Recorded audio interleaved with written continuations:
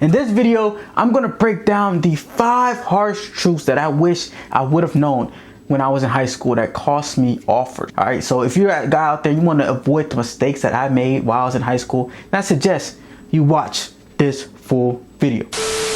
What is good, YouTube? Welcome back to another video here at desireLess with your guy KJ, back here once again helping running backs elevate and dominate the competition. And today I have a special one for you guys. I want to talk about 5 harsh truths that I wish I would have knew in high school that would have helped separate myself from everybody else and be a guy who actually would have went D1 right away, or been a guy who would have been successful and not have to go through the trials and tribulations that I went through. Okay, so if you're a guy out there, you want to skip maybe possible 2 years you could waste if you didn't watch this video, then like I said, make sure you stay tuned. All right, and for guys who don't know who I am, my name is KJ Howard, obviously owner of this channel, and run desireLess, where we help running backs elevate and I'm gonna say it again, we help running backs elevate and we dominate. All right, I played Division I football, played D2 football, JUCO, you name it. And I was a guy who didn't start in high school, built myself up all the way to, like I said, Division I athlete and potentially professionally. I haven't played in professional games. I had a trial with the Bengals, but the career is not over with. I'm just a free agent right now. Okay, that's coming soon later down the road. All right, but I know a little something here and there about running backs, okay, and I know a little something about how to operate the recruiting scene and kind of some mindset, some knowledge stuff. So I'm going to share with you guys today. Okay, so going into harsh truth number 1. All right, film is greater than pretty much everything.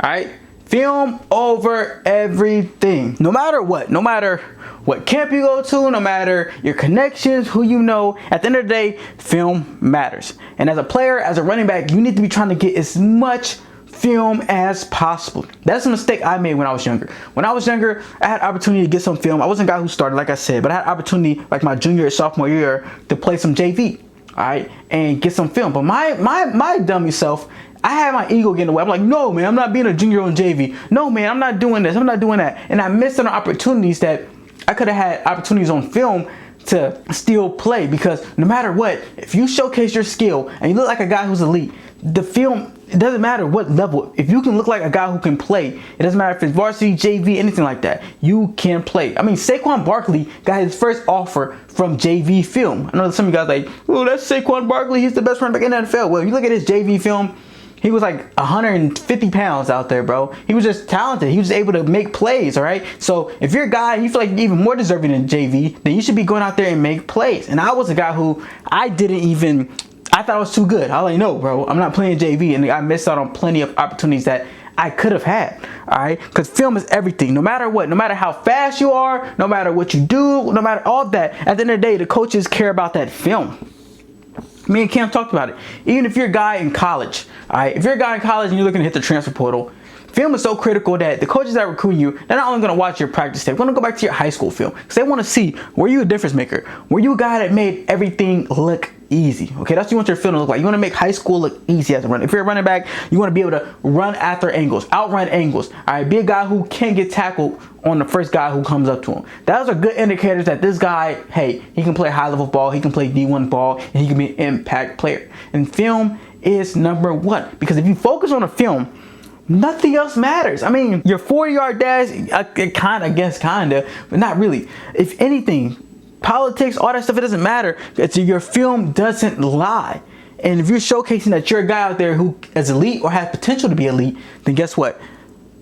It's everything, bro. It doesn't matter what. I mean, there's guys who may have had bad grades. Guess what? That film was popping. They found a way. They'll find a way. If that film is what it is, it found a way. So understanding that film matters, no matter if it's varsity, JV, get reps, get film, get opportunity. Because film is just opportunities. It's opportunities to showcase yourself to college coaches and be able to put yourself in a position to succeed. And I was a guy who I didn't take advantage of that. I had some JV games that if I put up 150 yards, 20 yards on JV, it don't matter. If it looked good, it looked good. Coaches ain't really paying attention, like, is this really JV or what? No, they just look at the first couple plays. If it pop, it pop. If it don't, then it don't. All right. Now I might get into certain things later on, but hey, that's later on, bro. So definitely film is everything. All right, number 2, harsh truth number 2 is, bro, you need grades.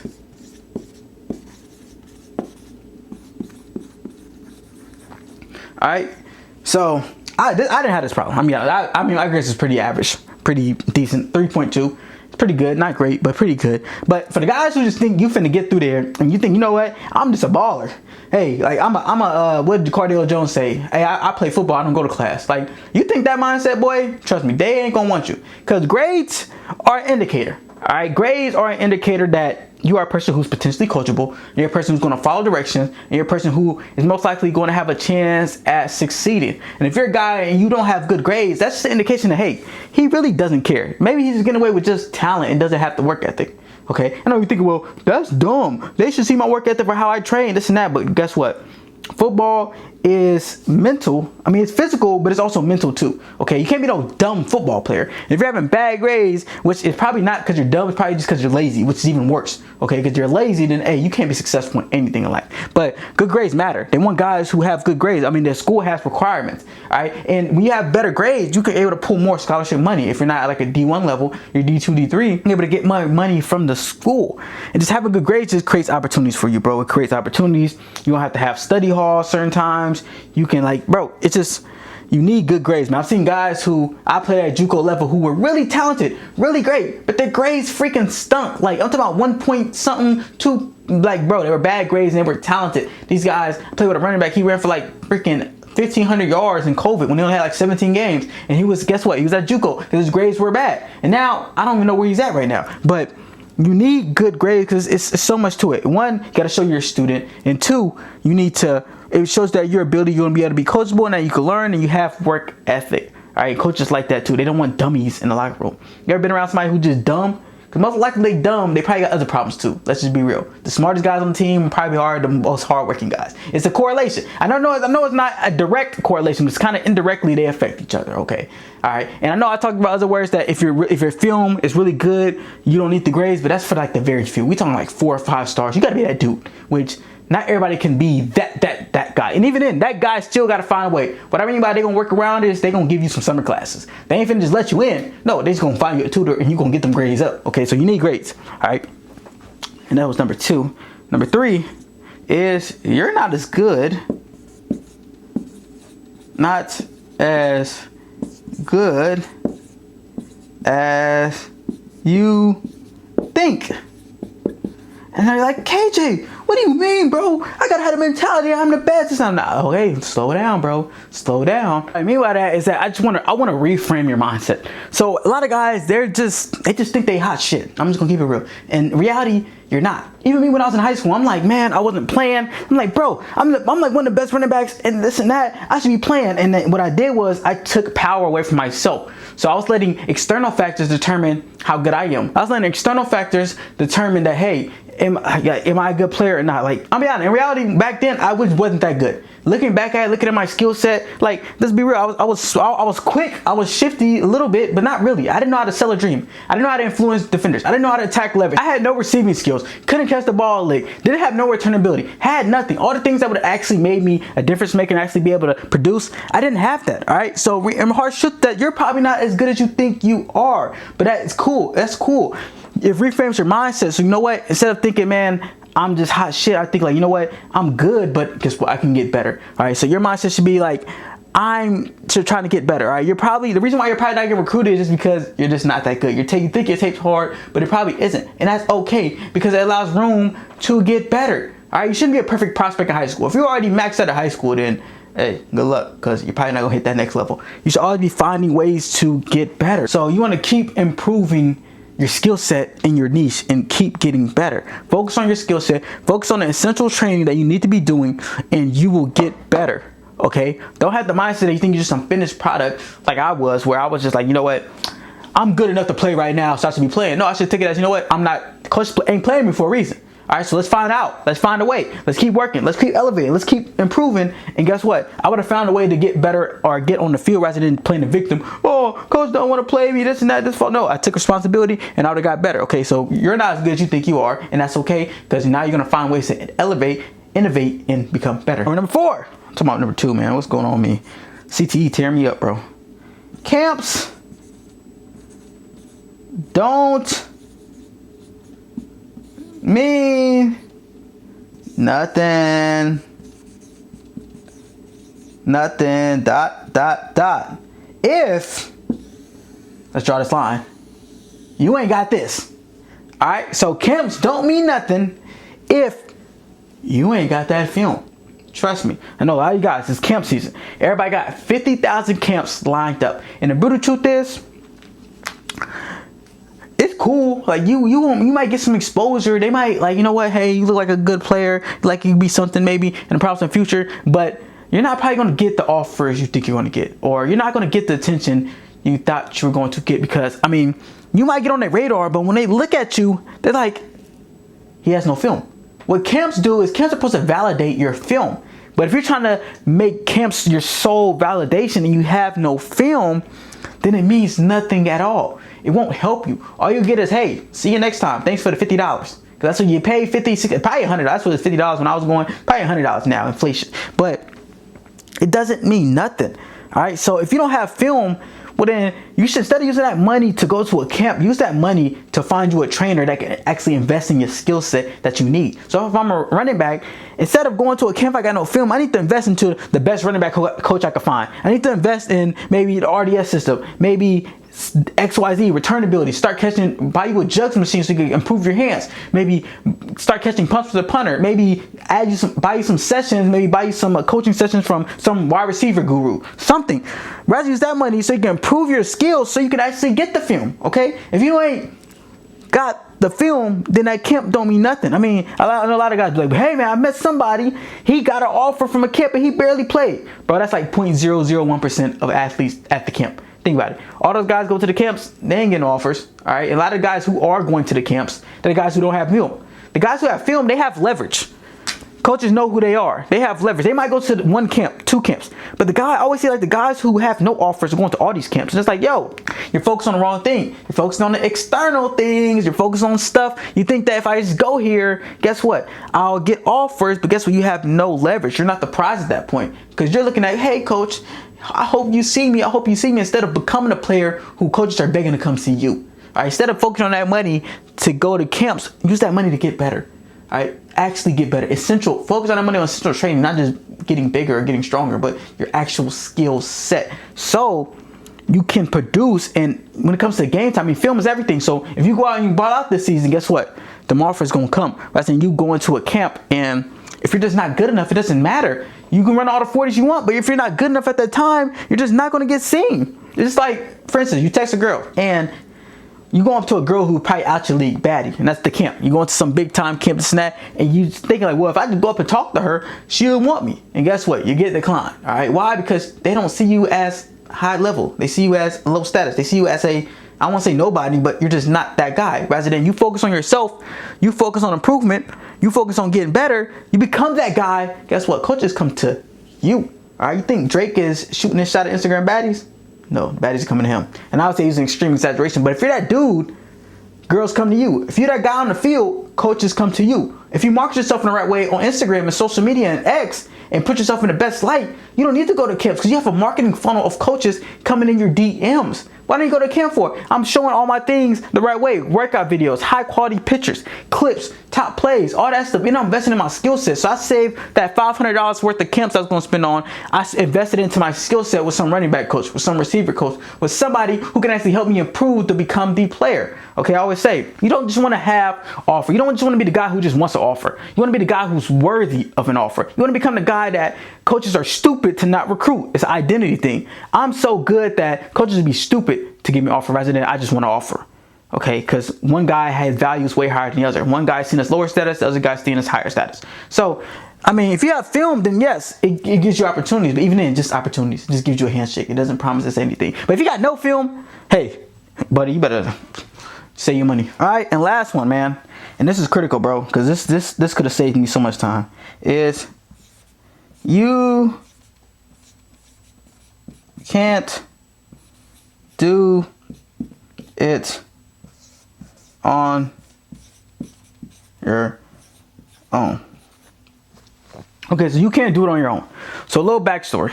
All right, I was a guy, like I said, I didn't start in high school, but I was crazy ambitious. I wanted to get better. I was a guy who said, you know what? I'm going to do whatever I can to hit that next level. So I grinded. All right, and I was a guy who worked hard. But the thing was, I was doing it on my own. All right, and there's nothing wrong with that. You can definitely get good work on your own. But the thing was, man, I wasted years, all right? I wasted like 2 off seasons of uncertainty and not having a plan to get me where I need to go. Because I didn't have nobody guiding me. I didn't have no trainer to show me real skills. I thought I was doing it right, but guess what? I didn't know. I was wasting time. I was putting in a lot of work. You know what they say, practice makes perfect? No, practice makes permanent. So I'm practicing all this, thinking I'm doing the right way, and I might not be. I'm sticking, but I'm not selling the dream. I'm jump cutting, I'm pressing the point. I don't understand run scheme. I don't understand all this stuff. My hands aren't that good. I should have invested in a receiving coach, all right? I wasted 2 off seasons of bulking up to 200 pounds, being fat. Another off season where I didn't improve my receiving ability. I was a receiver, and I didn't invest into my receiving skills to actually make me a difference maker or become an turn ability or learn from guys who got the experience. All right, I did it on my own, which I still got to the point. I still got the D1 level, but the thing is, I wasted 2 to 3 years. Okay, and the thing is that you're gonna pay the price no matter what. Now I understand, like, do it your own, maybe you not have the money, but if you do have the money, you're gonna pay the price either way. You either pay the price with paying the money now and learning from other people's experience and learning from their expertise, or you pay later down the road in years, in time. All right, which would you rather save? Eligibility or just some money that you're gonna spend anyway? You're gonna spend that money on something. You're probably gonna spend on something dumb if you don't spend on your training. You might have been on a PlayStation or a TV, whatever, something that doesn't matter. Or would you rather spend on something that actually will get you something that will actually help you hit that next level? I wasted time. I didn't understand my niche. I was trying to be everybody else. I didn't understand my niche. I didn't understand how to be a player in my position. I'm thinking, like I said, the time I bulked up to 200 pounds, I'm thinking I'm finna be a power back now. I really did. Because I had no guidance. I didn't have no structure. I didn't have nobody help me, guide me through the way. So I didn't understand my niche. If I'd have found somebody and found a coach who would have been able to talk to me and said, hey, from 18 years old, from first year in JUCO, this is your niche. I understand that you're this height, you're this size. You need to focus on this skill set, this skill set, this skill set, this skill set, this skill set. Guess what? I'd be at a different place. I probably would have became at the Division 1 level much faster. I probably would have had the breakout season I would have wanted. I never really had much faster because I understood my niche. I didn't understand that until my last year of football. Pretty much. Even then, I really know a lot now that I'm technically not retired, but I'm out of college. But man, I wish I would have went back, bro. I wish I had the knowledge now as a freshman or sophomore, bro. I wish I would have had that knowledge, that skill set, or had somebody to teach me the running position, or teach me the skill, how to stick, how to sell a dream, how to jump cut. I didn't know all that stuff. I was out there working, grinding, but guess what? When you're out there grinding and working, you don't necessarily know what you're doing, or you don't have the structure and the guidance or the actual knowledge to get you where you want to go. It's like banging your head against the wall. You feel good. Yeah, I'm like, yeah, man, I'm grinding hard. But at the end of the season, I'm like, man, I worked so hard. Where'd all the hard work go? It's because I wasn't investing in my skill set. If I had just paid the price, so what? The money's going to come back, because if you improve yourself and you become that guy, D1 scholarships, NIL, collective, all that, money's going to come around. So you want to invest in your skill set. Find somebody, all right? Find anybody who can help you get better, and pay the money. It's always worth. It's never worth to pay the time. And if you look at successful people, rich people, anybody in life, you think they pay money or they pay with time? They understand time is the most valuable asset you have. So why waste 2 years of experience when I can learn from somebody else's experience? I can learn from their experience, their expertise, and I take it in mine. So now you have their experience, and now you get to add on top of it, because now you get to add your experience. So you double it, okay? Rather than just solely focus on your experience where you can waste years. Okay, I wish I had some extra eligibility left so I could be able to use my skill set now. Boy, if I was able to know about selling them a dream, or knew about the IQ that I have right now, boy, and I had like 2 years eligibility, man, I'll be going crazy, bro. So remember, man, you can't do it on your own.